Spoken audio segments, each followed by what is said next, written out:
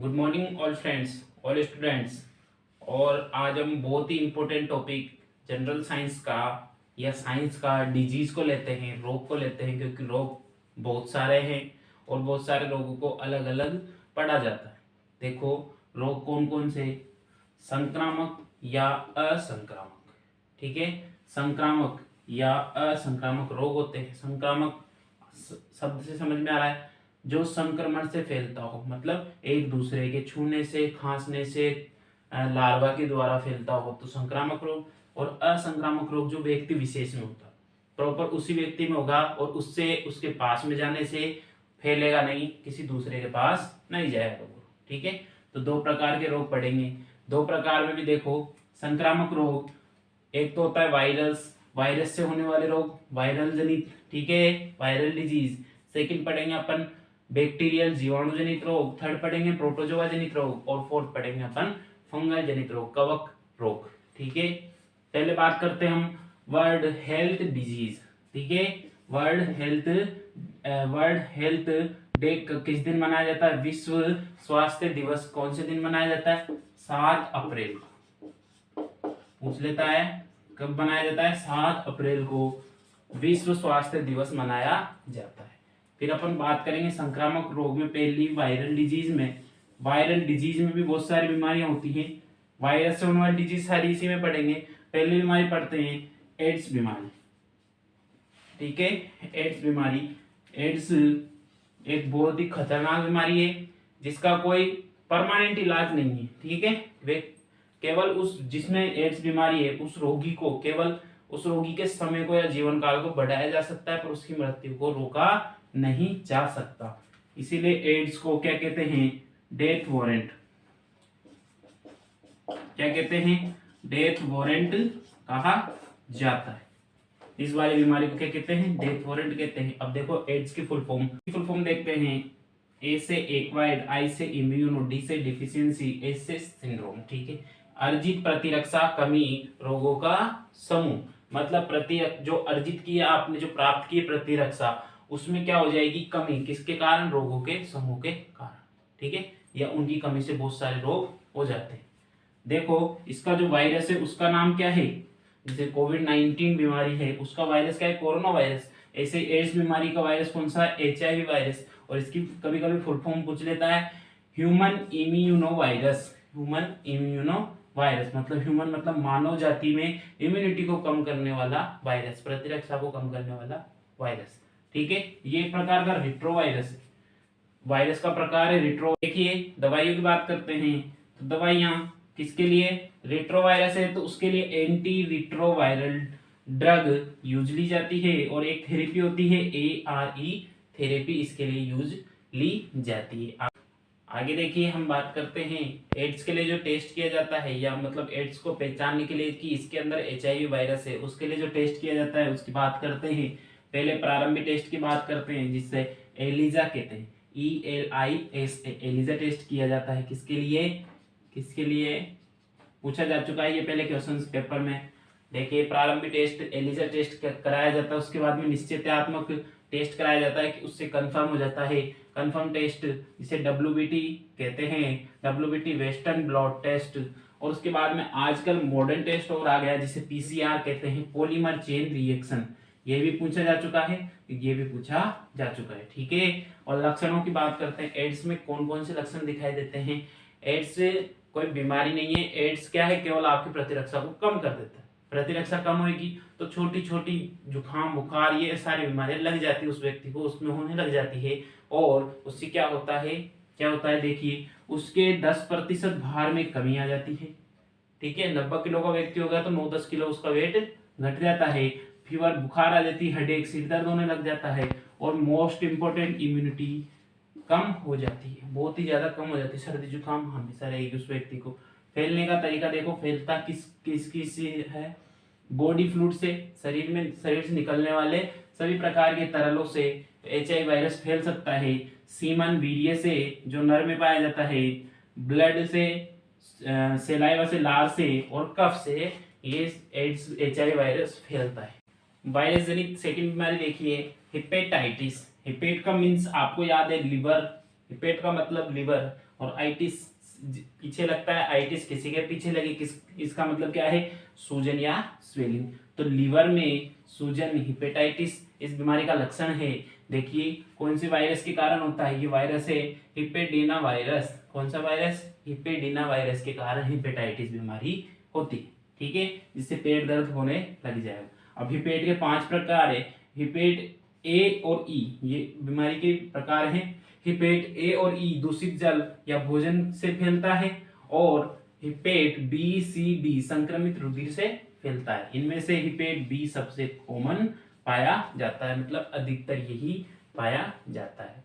आगे थर्ड देखते हैं, मीजल्स या खसरा रोग जिसे कहते हैं, इसका टीका मीजल्स, इसका टीका MMR, मीजल्स मम्प्स रूबिला।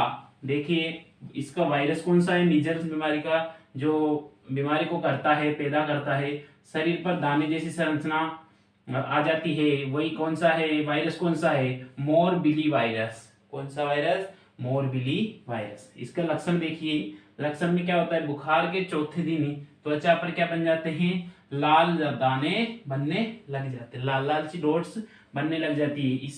इसीलिए इसे चतुर्थक बुखार भी कहते हैं, क्योंकि बुखार कब आती है, बुखार के चौथे दिन बाद त्वचा पर क्या बनते हैं, दाने बनते हैं, इसलिए इसको क्या कहते हैं, चतुर्थक बुखार भी कहते हैं। और ये त्वचा पर छूने से फैलता है, त्वचा को छूने से ये बीमारी फैलती है, ठीक है, क्योंकि अपन संक्रमण रोग पढ़ रहे हैं तो ये किसी ना किसी कारण से फैलती है, और वायरस से है तो वायरस तो होगा ही। देखिए आगे देखिए, वायरल जनित बीमारी में फोर्थ बीमारी पोलियो। पोलियो बीमारी नाम तो सभी ने सुना है, पर ये क्या है, आज के टाइम पे इंडिया से समाप्त हो चुकी है। प्रेजेंट टाइम पे इंडिया में अब इसके रोगी नहीं पाए, जिनमें पहले हो गया वो तो मिलते हैं, पर आगे रोग के नहीं मिल रहे, ठीक है। देखिए इसके वायरस का नाम एंटेरोवायरस, जो 0 से 5 साल मतलब बचपन में ही बच्चों में होता था। लक्षण देखिए, मांसपेशियां निष्क्रिय हो जाती है, मतलब लकवा हो जाता है। टीका देखिए, ओपीवी टीका पोलियो के लिए लगाया जाता है, ओरल पोलियो वैक्सीन, वैक्सीन मतलब टीका, ठीक है। और इस टीके की खोज का श्रेय किसको जाता है, जोहन साल्क या सेबिन को जाता है। और ये बीमारी, पोलियो बीमारी दूषित जल से फैलती। इनमें से स्टार वाला क्वेश्चन तो यही है, एक तो टीके का और एक खोज का श्रेय किसको जाता है, ठीक है। इंडिया से खत्म हो गए तो और कुछ नहीं पूछेगा, केवल ये 2 क्वेश्चन पूछ सकता है।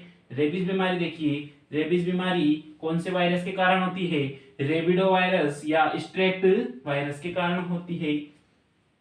इसके लक्षण देखिए, लक्षण क्या है, हाइड्रोफोबिया, हाइड्रो मतलब जल और फोबिया मतलब डर, तो जल से क्या हो जाता है, डरने लग जाता है व्यक्ति, देखा होगा आपने।